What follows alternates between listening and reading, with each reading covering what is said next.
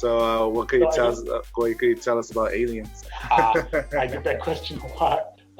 Going back to the moon, those mission profiles are all, we're going to drop habitation stuff, we're going to drop resources, and then eventually, once we have a glut of what we need on the landing site, we'll drop it. So I think that's definitely very accurate. Which is called Moore's Law, is that every 18 months, technology will double in speed and halve in price. To be pretty quick in line to get plugged into the machine. I can't imagine how much faster I'd be able to type with that. That would be awesome.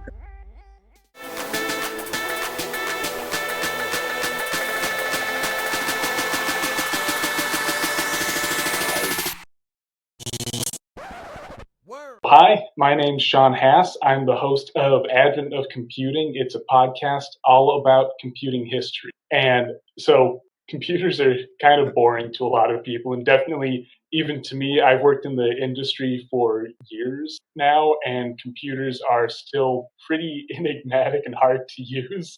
But I think there's a lot we can learn from their history, and a lot of the really early stories about computers, I think, really help us inform what is going on today. And so on my podcast, I try to talk about the lesser known stories from computing's past and how that affects the modern day. Okay. And what kind of got you interested in this? Like, how did the podcast or your career, like, what do you do? When you say you work with computers, like, what is it that you do? Yeah, so I work for a content delivery network. I'm a software developer, and I've been programming way too long. I've been programming since probably about middle school. I first started getting into computers.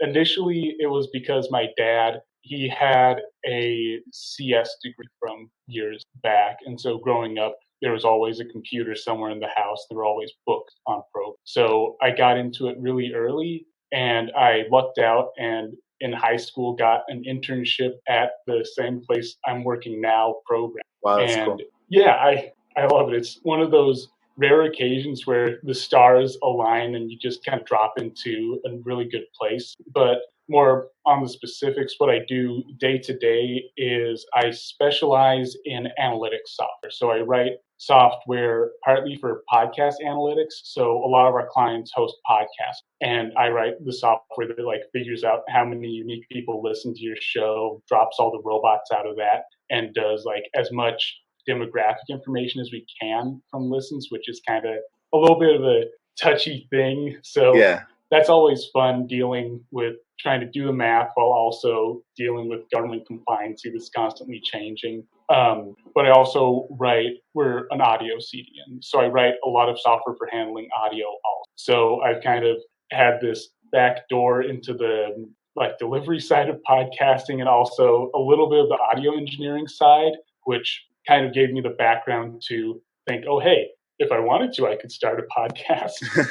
And the computer history part of it is, like I was saying, I've always been interested in, and especially older computers. When I was a teenager, I got into restoring like systems from the 80s, ones that I was a little bit too young to ever use, but was always curious about. And the more you dig into that kind of stuff, I started to realize that a lot of the stuff we look at today and a lot of things that are like constants nowadays are really old technology or influenced by really old tech. And so it just kind of aligned where I'm like, well, I have this interest in computing and I know how, in theory, to do a podcast. So why not just go ahead and take the dive? So when you say everything kind of that we still use today is stuff that they used back in the day, so it's basically everything's kind of like at the core, and it's just advanced and like faster or more input or more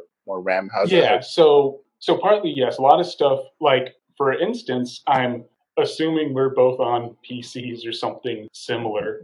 The Intel processors that are in them are, you can trace like a direct line back to this one processor that Intel made in like 1974 called the 8008. And then from there, they've just been building on it and building on it. But what's cool about the lineage with that kind of example is that every time they put out a new processor, they're like, well, we have to maintain backwards compatibility with our previous clients, so people aren't like, well, screw this, I'm going to go get a different chip. So because of that, the modern chips that we still have in our like desktops and laptops can run code that was written in the 70s. Yeah. It has like a direct backwards compatibility. So that's just one kind of example. There's a whole lot. Initially, I didn't think there'd be that many, but yeah, they show up everywhere. It's bizarre. And how does like phones tie into this? Do they have similar chips or yeah? So I really don't know anything about that.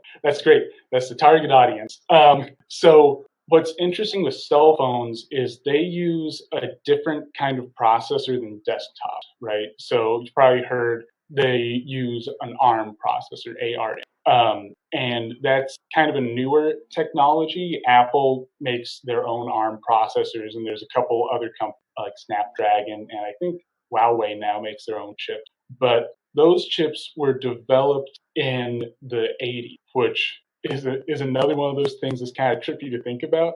But so the chips in phones were originally developed. So ARM stands for Acorn RISC Machine. RISC, just some CPU mumbo jumbo. But Acorn is a company in the 80s that made computers for the British Broadcasting Corporation for schools. And then from that, they had a little bit of capital. So they're like, well, what do we do with this money? We already have these computers that are running using existing stuff. So they started developing their own central processors. And that ended up becoming the Acorn RISC machines, which down the line got sold and got standardized and are now in all our little boxes. What's like the future that you see? Because I know I was listening to Elon Musk and Joe Rogan's podcast. I don't know if you listened to it. It was like a couple of days ago actually. Mm-hmm. So they were talking about like he's thinking of doing Neuralink, which is going to put like a microchip inside your brain. Is going to help like first he says, of course, it's always with medicine when there's like new innovations. So it's going to try to help Alzheimer's patients and people who have like mental problems. And then after that, it's going to be kind of like enhancing human experience, you know? So I guess it's kind of like having a computer in your brain. So do you have any thoughts on that? Personally, I think that would be cool. I know I try to be pretty quick in line to get plugged into the machine. I can't imagine how much faster I'd be able to type with that. That would be awesome. But what would concern me more is like how soon that'll be feasible, right? Because one thing that is central to what makes computers is they're really rigid. So everything they can do, they have like a set amount of operations or instructions that they can do, right? And that makes them great for stuff like, oh, go do this math forever, or just take in this data and crunch it until the end of the. Whereas they can't, even with AI and with artificial intelligence has gotten a lot better recently, but it's a math tool. They're basically really glorified calculators, right? And that's really good for that purpose. Humans, though, are definitely not like that. I know, speaking from experience, I can't do math worth a darn unless I have something to type into. I know a lot of people share that issue. I hate math. Is like my least favorite subject for sure. Yeah. I've always kind of had a love-hate relationship with math because I have a physics degree and I've done a lot of math and it's really cool, but I'm not good at it.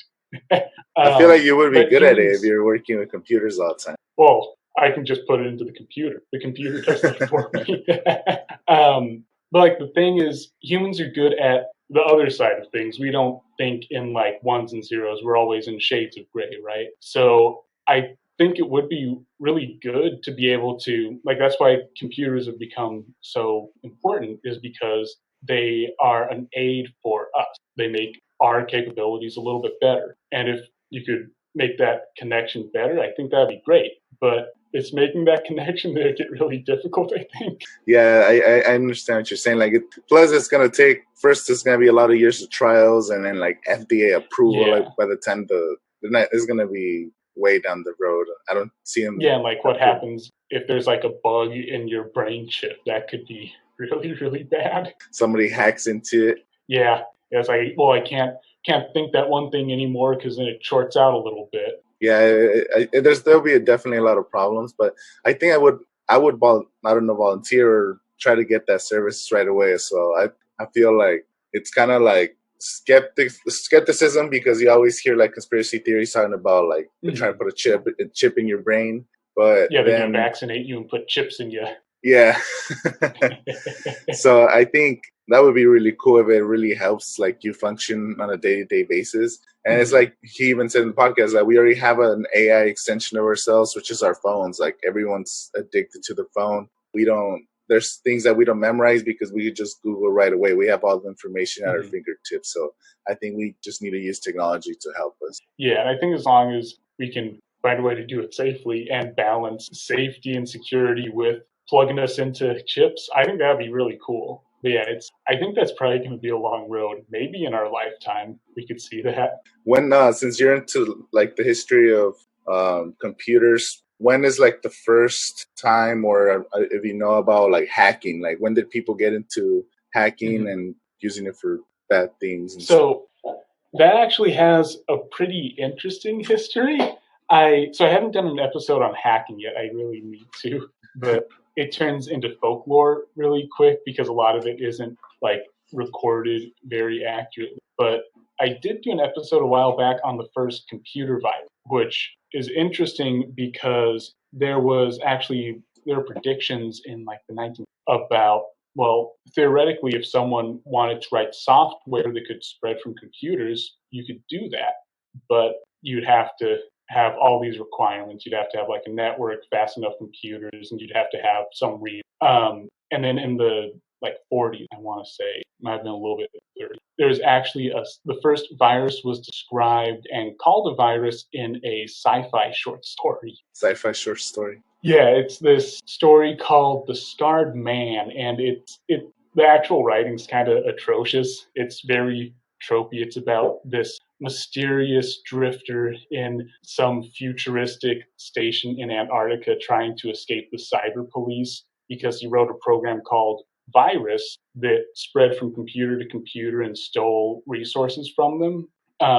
But the first viruses don't actually appear until like almost 1970. Wow. Which, yeah. So I kind of like that, and I think that's kind of emblematic of like early hacking, is where there's sci-fi and theory writings about like, well, some super smart computer dude could break into the system, and then it doesn't happen until years later. I'm sure. So like that's the problem with trying to investigate these kinds of where the human and the computer meet, right? Is because I'm sure people got into systems they weren't supposed to, since computers exist. 45 was the first practical computers, but we don't really get the chance to have like, oh, someone's hacking into the mainframe until around 1969, 1970, when networks started. And then I think there's some written stuff that I could dig up somewhere. So about the people first, connecting the first like real computer, you said 1945, or when was the first computer invented?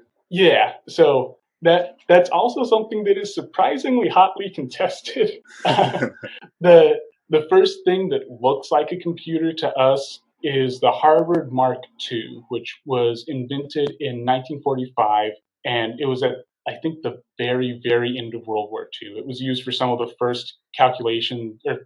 some of the final calculations for the Manhattan Project for building the atomic bomb.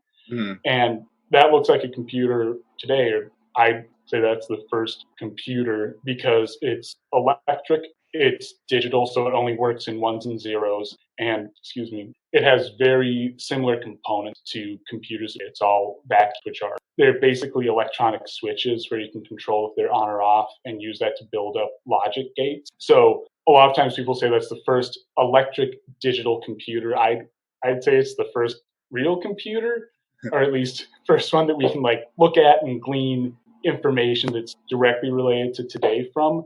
But there were actually some really like much earlier examples that are somewhat similar. So the one that oftentimes people will clickbait with is in ancient Greece, the engineers developed the Antikythera mechanism, which, oh damn, Yeah, we don't know what it is. You can look up images of it, and it's just this kind of corroded out gearbox assembly that's all made out of brass, which some people speculate was used for calculating the positions of the stars. So if you want to have like a kind of loose definition of what a computer is, a lot of people will say, well, they've existed since antiquity. But I don't know about that. You can't really program it, and we don't have a working example. We only have replicas that people have made where it's like, well, I think it's like this, maybe. Yeah.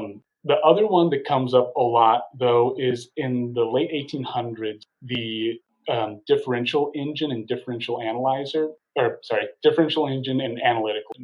The naming's confusing, but they were mechanical computers that were invented by a British mathematician called Charles Babbage. And those were, they're these interesting, it's kind of like a clockwork mechanism where you set up what you want it to do and then you just crank forever. And it will read out numbers for whatever calculation you put in. Was that from that movie? With what was it? It came out like a few years ago with the dude that plays Doctor Strange in the Marvel Cinematic Universe. I know the movie. I forget the name. The one with Alan Turing. Yeah. Yeah. So that's later. That's in the middle of World War II. Oh, that yeah. happened. Yeah. But the differential engine is often cited as one of the first computers because it has the first program in it. So Babbage's wife, Ada Lovelace, is often called the first program because she wrote software that could work with the different. And that seems broadly accurate, but the problem is it's not a computer that we could look at, and like me with background in programming, I wouldn't know what the hell to do with it. Whereas later machines, we can be like, oh yeah, well, here's all the parts of it. But yeah, Alan Turing is a whole other story that's also really, really cool, I think, because that's my digs. He built a computer for cracking encryption codes. So he was working at a secret lab in England called Bletchley Park with a few other researchers. And they made this machine called Colossus, that was built specifically for decrypting Nazi codes to try to break their encryption device called the Enigma machine. Yeah. That was the plot of the movie. Yeah, Turing's life is really interesting, and the machines also may have been interesting, but I don't think they talk about it in the movie. But after World War II, it was ordered by the British government to break the machine down to parts no larger than a fist. So they destroyed it. And because it was a state secret, there's very little information about what the machine actually was like. Mm-hmm. So it's kind of a lost to history thing, one of those great mysteries. Yeah. Do you have like a collection of old artifacts or like old computers, or do you have any like computers you built or restored, like really old ones? Yeah. Or are you into collecting? Yeah, a little bit. I have, if you can see in the background, those are the ones I've worked the most on. It's an old Mac SE, which I really like, that I restored from scratch, which was kind of harrowing.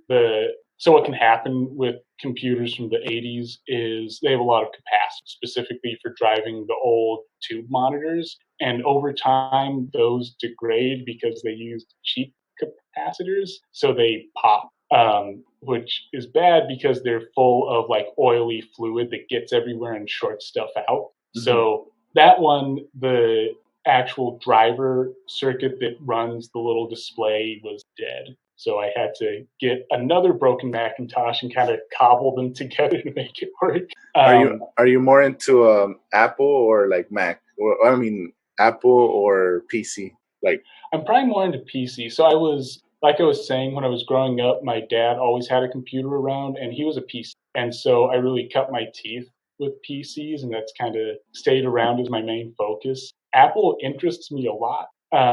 They're cool machines, and especially since I never had one when I was a kid, it's always like, ooh, it's the rich people stuff. Yeah. But I usually stick to PC. So the other one I have right in the background there is an old IBM computer, and that one is the same kind of deal where I restored it up to working condition. That one has some modern parts, so it's not super period, but you can do some cool stuff. You can put like modern hard drives and flash drives and stuff into these old machines, so you can make it really easy to work with, which is nice. But I have a bunch of other stuff out in my garage. I have a big shelf full of parts and projects in progress. Is that what you do, like as a hobby? Whenever you have some free time, you play around with those things. Yeah, sometimes when I have free time, I like working on these old systems because they're a lot more serviceable than modern computers, I think. And I just like messing around with electronics. So I do a lot of old computer restorations. A while back, I was fixing up an old I think most recent one I've been working on. But then besides that, most of my free time is work on the podcast. What So since you work with podcasts, how have you seen like since when have you been working specifically on the podcast analytics? For a while, or is it recent? And like, have you seen podcasting gone up like tremendously over the last maybe 18 months? So as far as working on stats, I've been doing that for probably the last 5 years or so. And more of the side of the industry I see is the different trends of what clients are asked for, right? And so what's really frustrating for me constantly is about every year, either NPR or PRI or some like big station will put out, well, here's our new recommendations, and we gotta adhere to these, and everyone's gonna love them. And we had a whole committee of people vote on what we want to be in our recommendations for producing stat. And that's fine, but it changes every season. And it's always selected by committee, and member stations all chime in and craft this kind of Frankenstein specification for how we should do our math. And so me and my coworkers always get that in our email, and we're just like, oh no, we have to change everything we've been doing for the last year. So that's mainly what I see. Is there's a big trend towards standardizing podcast stat. Advertisers love that, because then if you're on like Libsyn, if you're through some other custom CDN, if you're on like Art19 or NPR, you can have all the same numbers, but only like half of them are on standards, and everyone else is just like, I'm doing this. I like this kind of math. So there's been a whole lot of trying to standardize and not really standardizing. Then as far as like the last 18 months, podcasting is definitely going up.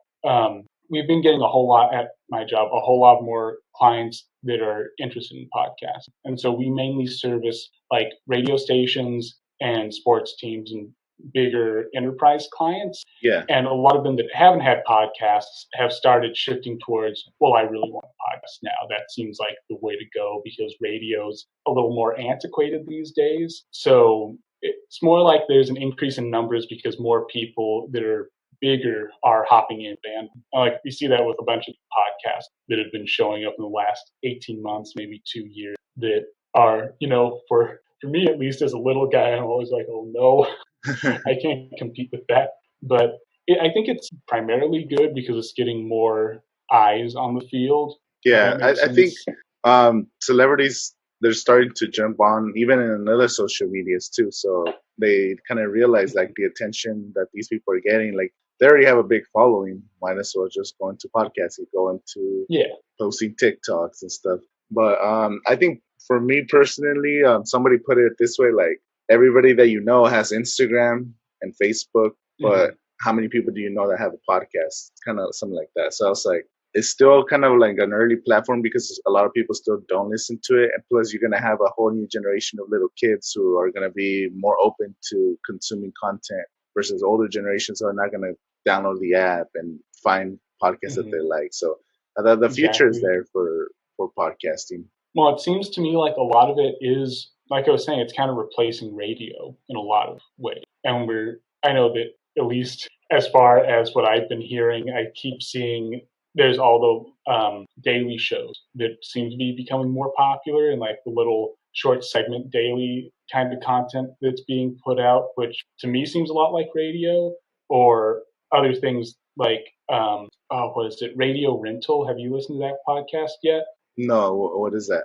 It's kind of like an audio Tales from the Crypt thing, and it's produced so it kind of sounds like an old time radio show where there's an announcer who sets up welcome to my rental store. I have all these beautiful tapes of stories, and then they go through like an audio drama for a half hour. And that to me seems like really similar content to old time radio serials. So it's definitely looking like a large part of the genre is moving more towards replacing radio. Maybe not explicitly, but it's the same kind of content that would be on older radio broadcasts. Yeah, wow, that's really interesting. And I feel like that's something nobody ever thinks about, but you always see nostalgia come back or things from the past. Like right now, I'm into like videography and I make videos and stuff. So I always see people right now, like the biggest trend is the VHS, the 90s look, getting the grainy bars and all that stuff. So yeah, like the whole vaporwave thing. Yeah, that's like so popular right now. So when you mentioned that some podcasting is they're trying to bring back like old shows, and I think goes back into nostalgia, and that's really interesting. I gotta check out some of those podcasts. Yeah, some of them are really good. What's your favorite podcast right now? Besides your own. Well, obviously, I listen to a lot of history podcasts because I'm a history nerd. That is half of what my show's about. I've really been enjoying Our Fake History lately. They're fantastic. So the podcaster's operating out of Canada, and he's a history professor, and every 2 weeks he puts out a show that's talking about like either a historical myth, or oftentimes they'll be like, well, let's look at something that is really well known and try to break down if any of this is true. And so he just did a big, I think, a 3-part series on Boudica, the warrior princess of England that tried to drive out the Romans in ancient times. And I really like it because it's really well researched, and that's my jam. Yeah. And his presentation's great. He's a really good speaker, and he really does a good job of breaking down like, well, excuse you. Sorry. Here's Sorry. Here's the common story. Here's what you'll learn in school. Here's what the contemporary sources say, and then like round it up with, well, if we put this all together, then this was our best speculation. What we've been taught is probably not super accurate, and I kind of like that. Goddamn. So he breaks it down to the different kind of like the well-known stuff was behind it. That sounds really interesting. Yeah. Have you ever heard of Dan Carlin's Hardcore History? I love hardcore history. Oh my god, I've listened to every episode myself. It's so good. The World War I series, I've probably listened to that like 5 times, which isn't healthy. But the first episode when he describes like Gabriel Princip and how like everything came down to him. How the introduction where he's like, he's the reason there was a World War II, because he's the reason there was a World War I. Like, man, that was so captivating. And then they just dive right into like all of that. I think it's like a 5-episode series. I don't remember exactly. I think it's 6. It's like 23 hours of content or something. Yeah, it's so good. Yeah, I really love that. And that's definitely influenced what I try to do. I know I can probably never be on the level of Dan Carlin because he is like on a whole nother plane. But I really like how he's able to, like you were saying with Princeps, be like, well, here's this long chain of events, and it all started with someone stopping at a sandwich shop and getting shot.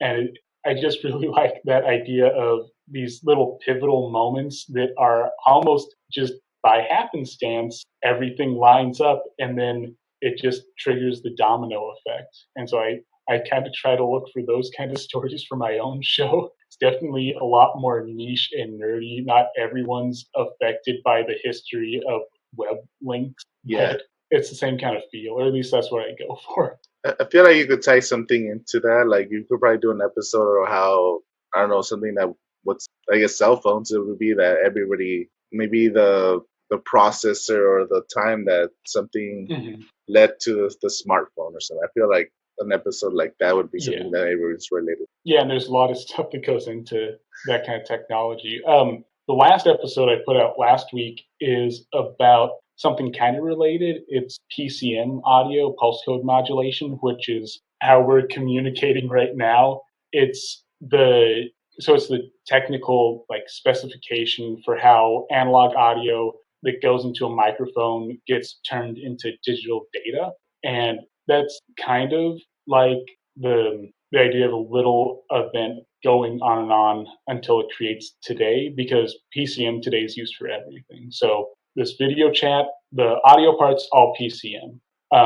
Anytime you have a call on a cell phone, that uses the same technology. Anytime you listen to music, but it started all the way back in 1937, where this one dude, Alec Reeves, who was working on telegraph and phone lines, was realizing that, well, long distance calls suck and telegraphs can only send so much information. So what if we just kind of smush them together and find a way to send audio in the form of a telegraph? And then from there, it just kind of snowballed until now we have PCM everywhere. Yeah, I mean, right now it's pretty astonishing. Like since the lockdown, everyone's been able to just use Zoom, like how Zoom calls for meetings. I mean, I never saw this 10 years ago. Everybody just being on this, like it's pretty crazy the way technology has evolved. What's like your opinion on like Zoom and all these like video conferencing sites? So I think they're really cool. I personally don't like video chat because that's my job. I spend so much, so I'm still working because, you know, IT companies, when the shelter in place started, all my coworkers were just like, well, I'm going to take my computer and I'm out of here. Yeah. And we've just been working remote since. And so probably a quarter of my week is on video chats.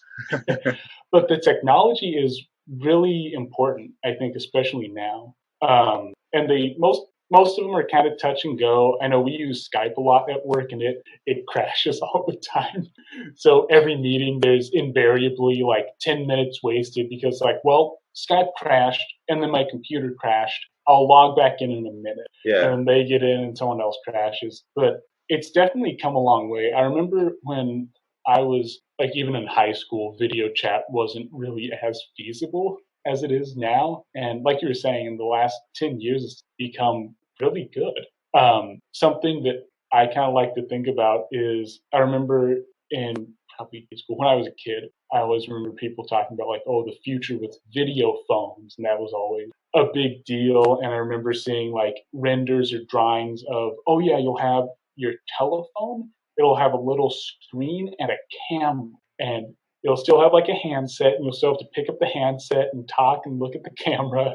And I always was blown away by that. I'm like, oh, that's going to be the future. But then now it's just like, oh, you just plug it into your computer. Your computer just does that. And I kind of like that, where it's like, well, we kind of knew it was coming, but it definitely came in a way different form than we expected. It's not like the what do you think is the next iteration of like cell phones? You know, like how. Mm-hmm. What is it going to be? You know, is it we're still going to be holding a physical object? Is it going to be like the Google Glasses type deal where you could just see everything, or maybe an upgraded Alexa where just whatever you speak it actually does for you? What do you think is the future of cell phones? That's a really good question. So one thing that I've learned doing my history podcast is that oftentimes the future is not what people expect. So I don't know. Like, the thing is, over time, we've seen, like, cell phones, for instance, they've gone from big, bulky things that you have in cars that have to be hooked up to batteries to flat touch screens now. And I honestly have no idea where they're going to go from there. Something like Google Glass would be really cool, but like we've seen, that didn't go very well. Yeah. Kind of died.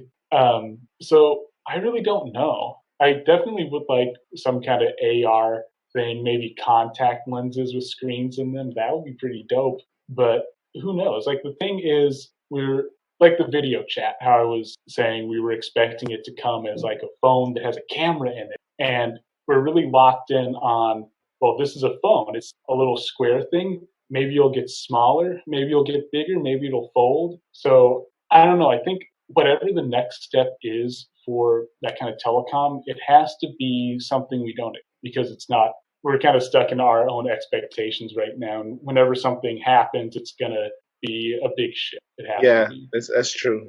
Everyone always predicts things, and they always come out way different than what everybody anticipated. Just because, I mean, how fast does technology, for example, for computers, like how fast does it like double, or how fast does it innovate now versus Yeah. back then? Like, So the rule of thumb, which is called Moore's law, is that every 18 months technology will double in speed and halve in price. And there's often I see like videos or articles that are comparing current development rates to that, and usually it kind of holds out where every little over between 1 year and 2 year everything doubles. But I think the fastest, so right now we're kind of in a slow period, right? Because cell phones have been how they are for quite a while. Computers have been how they are for also a really long time. But I think the faster times as far as development periods go would probably be in like I want to say 1970. That seems like when a lot of stuff was getting figured out as far as technology, because we have the first microprocessors get built in 1974, 1972, which allowed companies to go from big computers that were like the size of an audio stack down to like something the size of your thumb. And that only really got figured out in the early half of the 70s. And from there, it was just a few leaps and jumps to some of the early personal computers and home systems in like 1970. So there's like the middle of the 70s, about like 74 to 77, 78, where you go from mainframes to I can buy a computer and put it on my, and that's more than a halving of size and a doubling of speed. So I think that kind of period is definitely where we see like the explosive amount of growth. Whereas today it's more like kind of repetitive, mundane, like now you can get a processor that's twice as fast and has more cores on it, but we're not seeing anything where it's like, well, now I have a supercomputer that I can put in my pocket. Do you think the conspiracy theories, does the government have like way better technology, and after a while, then they start releasing it to the public type of deal? I personally have a little bit of insight into that, and I don't think that's the case. Part of that is a lot of technology isn't innovated by the government. A lot of it is partly funded by the government. Like, for instance, the internet, its early development was funded by the government, but was carried out by universities. And universities are very open about, hey, look, I made this new thing. Let me publish a paper so I get some tenure. So I think they might be hiding little technology, but a lot of the big stuff, I don't think they can hide. My personal insight to this is I actually worked for the government as a programmer for a hot second. I was, during my undergrad, an intern for the SETI Institute, the Search for Extraterrestrial Intelligence, which they're not a government organization. They're like this quasi NGO thing where a lot of their researchers also work for NASA Ames, which is like about a half mile away. So they like work part-time for the government, part-time for an NGO, which is kind of weird. And a lot of the grants come from the government. But so when I was working there, the researchers I was working under were in that like half on, half off category. So I was splitting my time between working in a normal office and going over to NASA and working in an actual hardened government facility. Yeah. And their technology, so the software I was writing was for use on a supercomputer they had. It was the Pleiades cluster computer. And it's one of the faster supercomputers, but it's just fast because they have all the space to put in more components. So it's not like any of their technology is, whoa, how'd you do that? It's more like, how'd you do that? Well, you got a lot of money and you a just lot of resources, and another. So what could you tell us about aliens? I get that question a lot when I got back from my internship, because I took sabbatical from my job. When I did that, the first thing that one of the techs asked me was, so Sean, I know you're going to lie to me because you have to, but where are the aliens, Sean? And what I'd say to that, I think the most conservative answer is there are aliens. We just haven't found the proof yet. When I was working at the SETI Institute, I was writing software that was not related to aliens. one of the interesting things about the Institute is it's this big umbrella where they're looking at all different aspects of what we could do to learn more about life outside of our solar system or outside of our planet, really. And so the software I was writing was to simulate planet forming. So you can put in some parameters, run it through some of my code, and it would tell you like, well, you're going to get these planets around this type of star, and these are habitable, these aren't, these have these chemicals.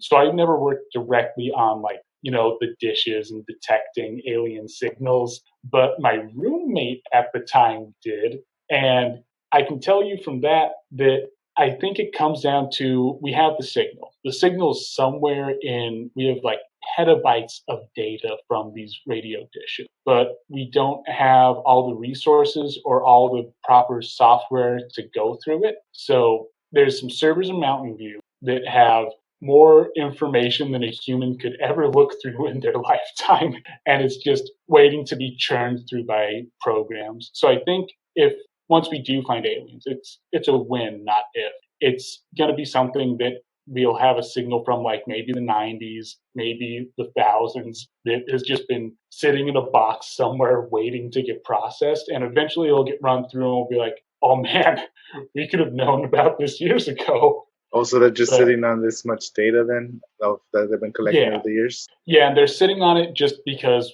they need more resources since, like I was saying, SETI's not a government agency, so they don't have unlimited funding or even a whole lot of funding. So I think it's just a matter of eventually their resources will catch up to all the data they have. But where does this data come from? Like, where do they pick up the signals and all that? There's a few places that they have data sources. The biggest one is the Hat Creek Radio Observatory it's actually kind of close to where I am. It's in Hat Creek, California. So it's like the extreme northeast section of California out in the desert, which I got to go to a while back, and it's an amazing site. They have almost 300 radio dishes that they use to scan the skies and they look for basically anything that's coming down that is interesting. And they'll also, if they have certain sites of interest that other people want information on, they can focus all the dishes on that one star and get a whole lot of data.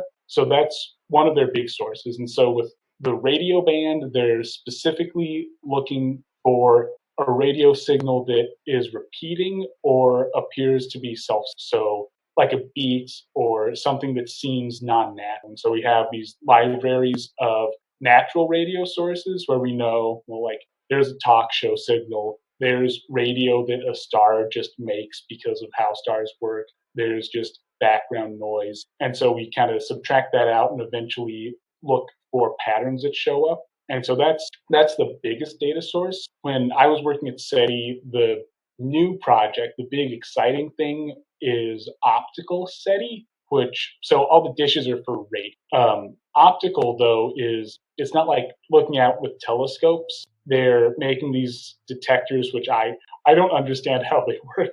I have a degree in physics. I worked for SETI. I don't understand what these things are, but they're these boxes that one of their researchers made that you just put out somewhere, and it can scan the whole night sky from its vantage point. I have no idea how it works. It seems like magic to me. I wish I got to use one of them, but the idea is it scans the sky at even time intervals and it looks for changes. So it's trying to see like a flashing light that seems to have a pattern. And so that's probably going to be where we'll find interesting signals in the next 10 years. But everything before that is radio. The optical's really, so most of the data is these radio signals that we can't go through yet. That's insane. I hope we do find, like you said, a matter of if. I feel like, I really don't know anything. Like, I'm pretty ignorant about these things, but so whatever signals that we got, so it's kind of like looking at the past, right? Because everything we're collecting is kind of like already happened, but by the time we get the data, it could be the times of like 2,000-3,000 years or more by the time we actually get it. So if we discover something that we don't even know that, let's say, for example, this specific alien race that sent out a signal they might no longer be there, because what if something happens to Mhm. civilization, they change or move to another planet or vanish? Is that how it works? Yeah, and so that's kind of one of the big issues facing trying to ever communicate with an alien race is if they're outside of our solar system, then since it's so far away and light takes so long to travel between places, like you're saying, the signal will be like if they're 1,000 light years away from 1,000 years. So they might be gone, they might still be there, but it would take 1,000 years for us to contact them. And there's also a lot of debate in the scientific community about if we should try contacting aliens, because that might break really bad for us since we don't know if they'll like come over and be like, hey man, you want to play some video games and hang out, or if they'll come over and be like, hey look, it's some food. So It's some food. it yeah, it's a big challenge. The more immediate turnaround is stuff like the Mars rover, or there's a lot of research in Mars, as we all see constantly. But that's probably the more feasible one. Is either Mars or maybe one of the moons of Jupiter or Saturn might have life or remnants of life. And if it does have life, then we can definitely talk to that. That wouldn't take too long to contact. Yeah. But outside the solar system, it would be more like aliens exist. Cool. There, Whereas I heard this on theory here, about aliens, that if we somehow already in contact with the more advanced race, is the way we ants look at us, like, or these like critters, they look at us, or chimps mhm, look at us. They don't really know. They just, we're so much more advanced. But so for us, an ant colony, like, they're so complex. They have like their own system. They all have like the mhm, worker ants and all that. But they don't really. I mean, we're not gonna talk to ants. We just like observe them, kick them sometimes, and so aliens could yeah, probably be so advanced that they might already be here, but we just don't even know, or they might just be watching us or yeah, experimenting on us, like the way we do with small creatures here on Earth. So that's one yeah. And theory that I found interesting. that's the thing is we don't know if we do find aliens eventually. We don't know if they are going to be way more advanced or way less advanced. It could go either way. It's kind of a crapshoot, really. Or it's really unlikely that they'll be anything like us, right? Because Earth is a very specific way, and we evolved specifically for Earth. So if we find aliens on like Jupiter or some dark evil Earth on the evil side of the galaxy or something, they're going to be incomprehensibly different to us. It's not like we're going to find whales swimming around on an alien planet. Yeah, and then are you okay? Yeah, my computer screen just went to sleep for a second. Oh, okay. No, I feel like if we find life in those, like you said, Saturn or Mars, wouldn't it be just macroscopic at first, or what do you Yeah, expect? so there's also a lot of debate. Everything in the SETI community is really contentious. Mars would probably be microscopic life or microscopic remnants, just because we've studied that quite a bit, relatively well at least, and we haven't seen like there's no structures, there's no giant statues to aliens, there's no one walking around that we've seen at least. So that would probably be like maybe some really cool microbes or algae. There's a lot of theories that at least were going around when I was at the institute about algae growing, and we kind of think that that might be the case, but it's going to be more finding it stuff on. So there's planets, or not planets, there's moons around Jupiter and Saturn that we think have oceans under. So Europa is one of them. I think Enceladus is another, but they're these large sized moons that are a little smaller than our moon that are covered in ice, and we think that there's water under. And that would be, if it's warm enough and if the conditions are right, that might be the kind of cradle that could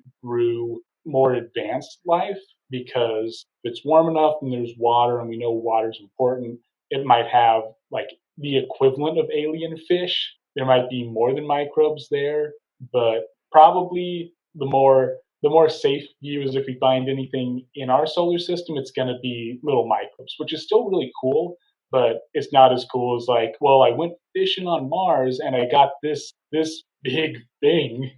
Um, I'm hopeful that maybe one day we find like alien squids on one of these planets or something that we can kind of communicate with, but who knows? I mean, there's a theory that squids are from another planet just because they're so Yeah, unique and so smart. they definitely look like it. Do you think if you had the opportunity to go to Mars, would you do it? Yeah, I would definitely go for that.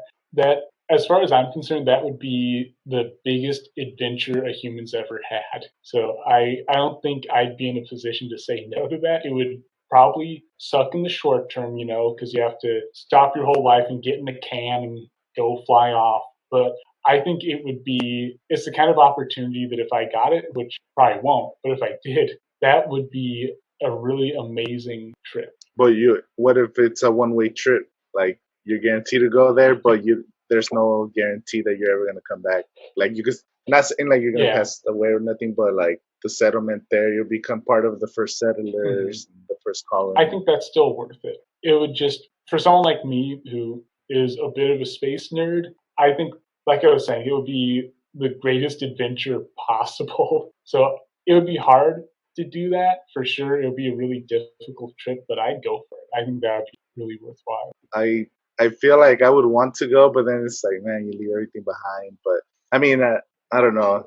I think it's gonna happen in our lifetimes, like 20 years down the road, 30 years down the road, or how soon do you think it's gonna happen? Because I know they're planning the first missions within this decade, right? Like somewhere in the middle of the 2020s. Yeah, like I think 2025 is the newest estimate, or at least I know that's what was kicking around when I was a little more connected.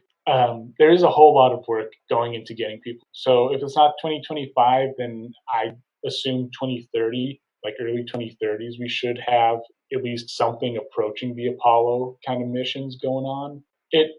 What's interesting to me, and what was something that, so when I was at the Institute, we had a lot of guest speakers come and give lectures. And one of the things that kept coming up was the big complication with a Mars shot is the waste reclamations. And so if you land on Mars, there's the moon, we know that's dead, right? It's blasted, there's no atmosphere, there's nothing left. Mars, though, there's still the possibility of bacterial or microbial. So if we land on it, we have to have certain guidelines for how much like human waste and contamination can get out of your lander. And it turns out that doing like sewage systems for spacecrafts is really difficult.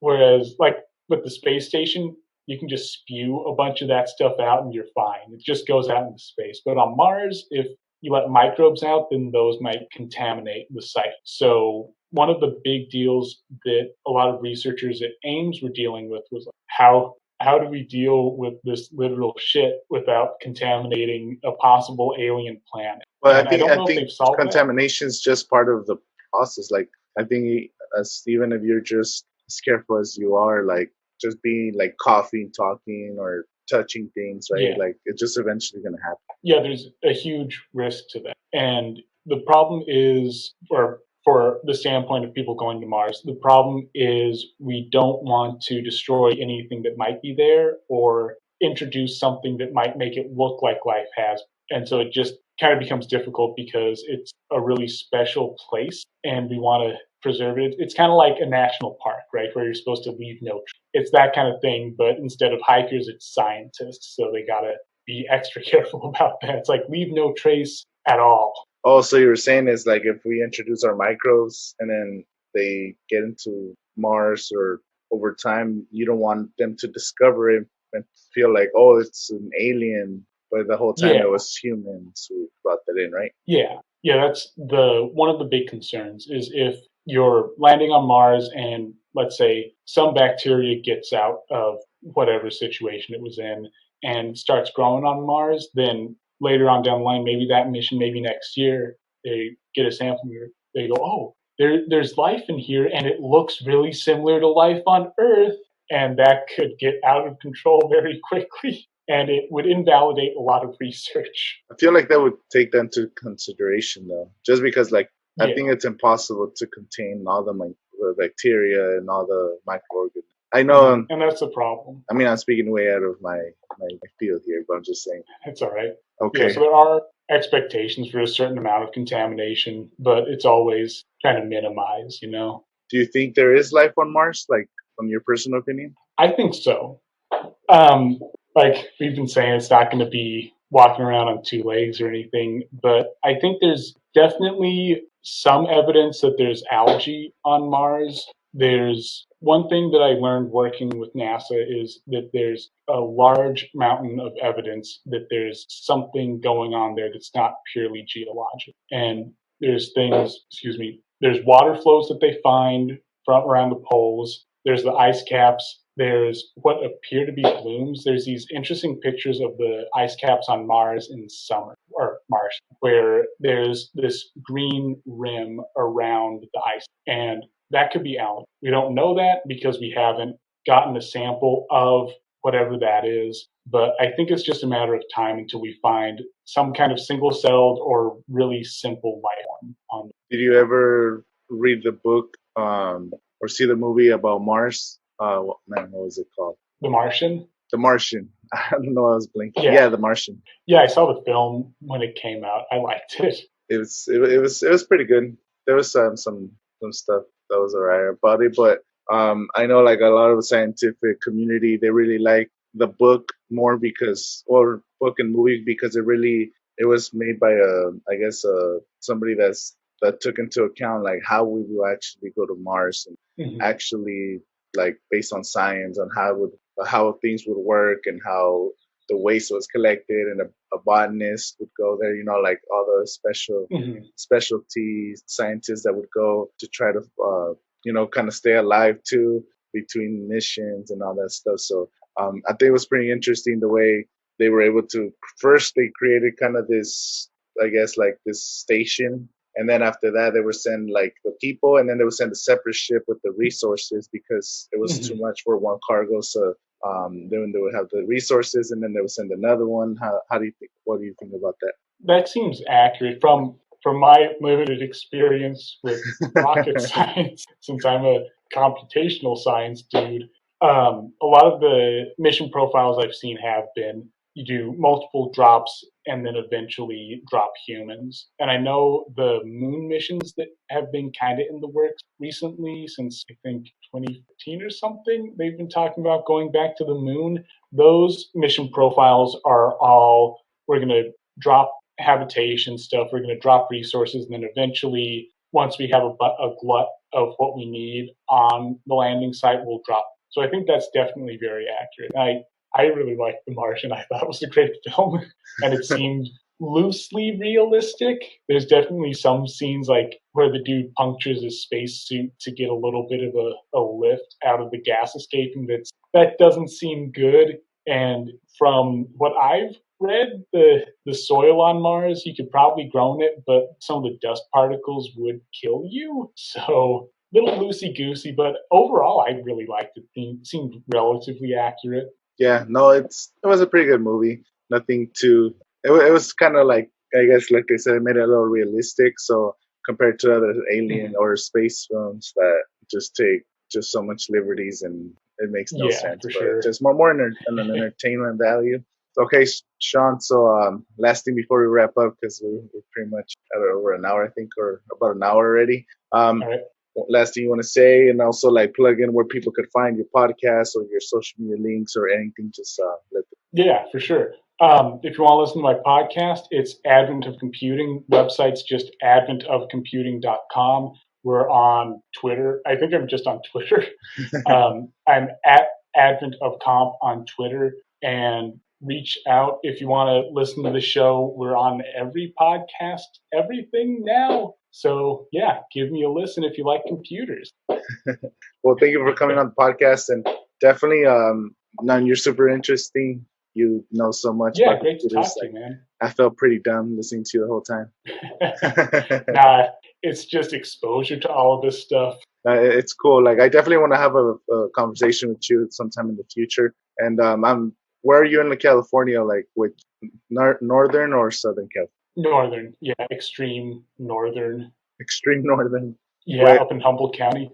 if you ever come to sunny California, and hopefully we're out of the lockdown, we could even have a podcast like in person, because I have interviews in person, but it's just due to the times we have to do through Zoom, which is also a different, a good problem to have. Yeah, it's a different experience. But yeah, I'd love to, man. It's been great talking to you. Okay.